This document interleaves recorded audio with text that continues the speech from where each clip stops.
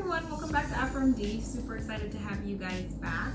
Today I'm going to be doing a second part of the Q&A series that I started a couple months ago. So the first one is there a credit system that you need in order to graduate medical school like there is for college? So yes, so there are licensing requirements put forth by the national kind of accreditation body for all medical schools. However, how each individual school chooses to apportion those requirements is a little different. Since this is a bit more nitty-gritty information, I'm going to put the specific graduation requirements for NYU down in the description box. So main gist though is that you have to get through the preclinical curriculum, which is the basic sciences, and then you have to go through a core clerkship year, which typically involves internal medicine, pediatrics, psychiatry, obstetrics and gynecology, surgery, as well as the neurological sciences. And then after that, you have, elective requirements and then selective requirements. And selectives are basically graded electives. And then, there's also some sub-internship requirements for different specialties that you're interested in. So fulfilling those is important. And then more nitty-gritty details will be below, but the short answer is yes. So the next question is, how do you retain all of the knowledge you learn?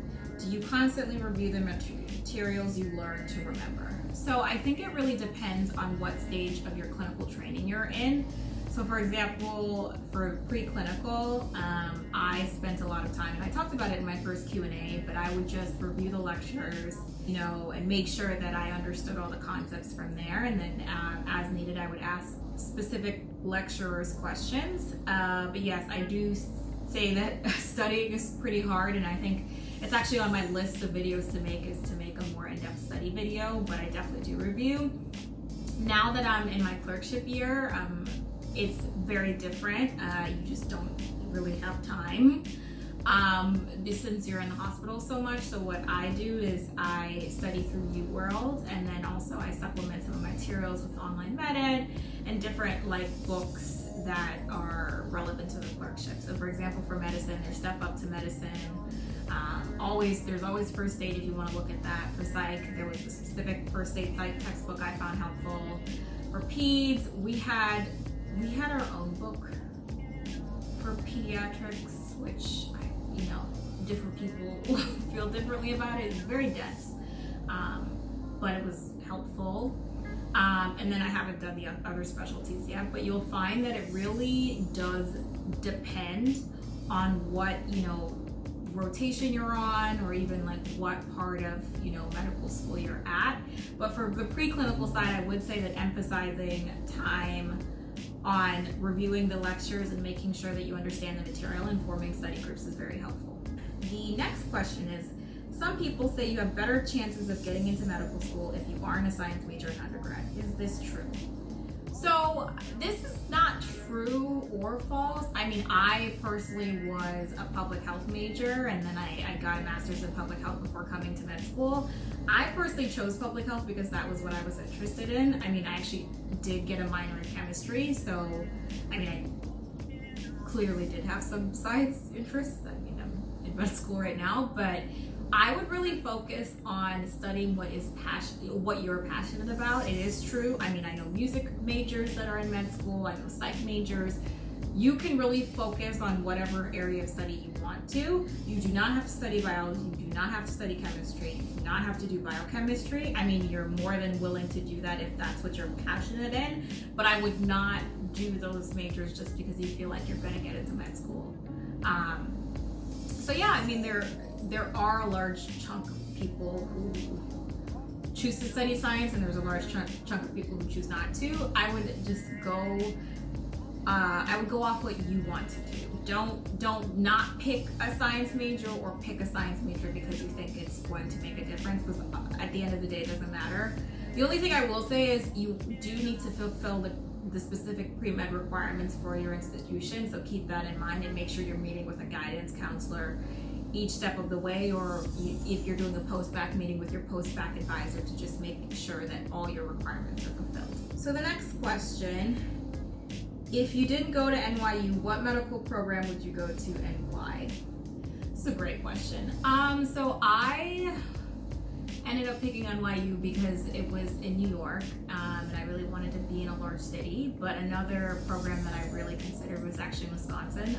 My brother's also in med school, and before I knew that NYU was free tuition because it was announced at my white coat ceremony, I was thinking about cost because NYU at that time was going to be way more expensive, and my brother and I are really close, so that was the other program. But after I got into NYU, just research-wise, institution-wise, and big city-wise, I ended up choosing to go here. I don't regret my decision. I do think, yeah, if I ended up in Wisconsin, I would have had a lot of fun with my brother. We're super close. So the last question is, what should undergraduate students know, expect while researching, applying, and entering medical school? So this question in itself could be its own series, but I think just knowing that I'll start with applying to medical school is to really be able to just understand all the different parts that go into a medical school application, and I've done 2 videos on how to get into medical school, so I would refer back to those. But I also think that just knowing the different things to even look for, like, you know, in-state versus out-of-state, what are your specific interests? What are their specific missions and goals? What types of physicians are they trying to graduate? So knowing those types of different things is really important to crafting a successful application and ultimately being able to get into medical school. So when getting into medical school, I would say that med school is a bit of an adjustment. And there are different adjustments at different times. So when you first come in and you're preclinical, that's its own adjustment. But when you transition to clerkship year and you're in the hospital full time, that's its own separate adjustment. So medical school is this ever-evolving course of just moving on to the next thing and having to evolve into that. I would say that it's very, very hard, and for a variety of different reasons. It can be difficult for different people. So just keeping in mind that, you know, having a support system is so important, and there's just a lot that happens during the course of med school, and I probably need to do a whole separate video on, you know, being Black in med school, like, you know, being like a woman in med, like there's so many different intersections that really impact your experience in med school, and it's I think important to know that and consider how that might affect you and ultimately obviously affect your patients. But that is it for today. Again, actually even just filming this video, there are a couple ideas that came to my mind for things that I wanted to discuss in the future, but please let me know what other subject matters you want me to talk about and videos that you want me to film. Thank you so much for watching, and I'll see you next time. Bye!